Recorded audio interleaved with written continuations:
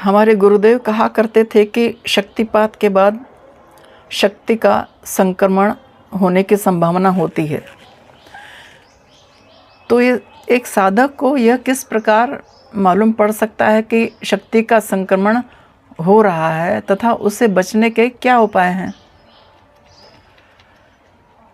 गुरुदेव बताते थे कि शक्ति जागृत होने के पश्चात आजीवन क्रियाशीला रहती है।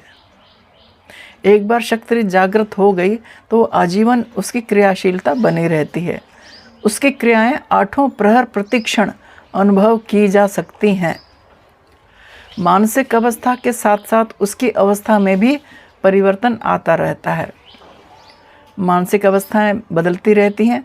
सत रज तम 3 गुणों से तो ये शरीर बना ही है।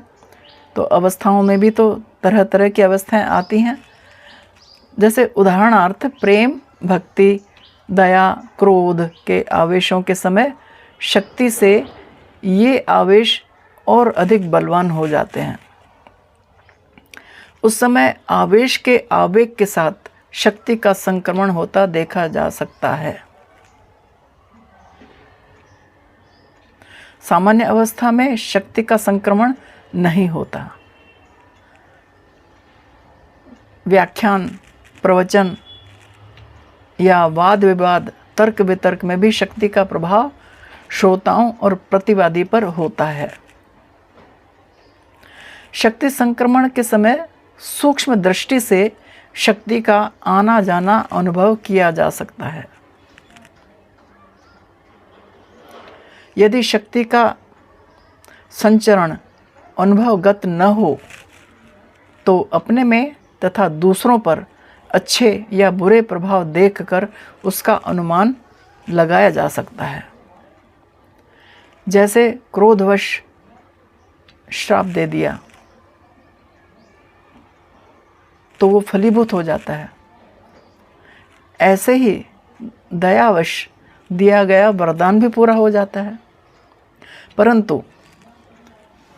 परंतु इन दोनों में स्वयं अपने आप को हानि उठाने की आशंका से बचाना कठिन हो जाता है। यह भी देखा गया है कि रोगी पर दया करने से रोगी को तो लाभ होता है, किंतु उसका रोग अपने ऊपर आ जाता है। शक्तिपात में अक्सर ये होता है और उसे भोगना ही पड़ता है। इन बातों से शक्ति संक्रमण का अनुमान लगाया जा सकता है। इसलिए शक्ति संक्रमण जानने के 2 उपाय स्पष्ट हैं। पहला सूक्ष्म दृष्टि द्वारा अनुभव, सूक्ष्म दृष्टि द्वारा अनुभव तथा दूसरा है बाह्य प्रभाव द्वारा अनुमान। अब इससे बचने के लिए साधक का जहाँ तक हो सके जन समुदाय से दूर रहना अच्छा है। इसलिए शक्तिपात के साधकों को यह हिदायत दी जाती है कि वो साधन करें तो एकांत में करें या अपने जो शक्तिपात के दीक्षित हैं उनके साथ करें। मनोबल द्वारा भी इस संक्रमण को रोका जा सकता है।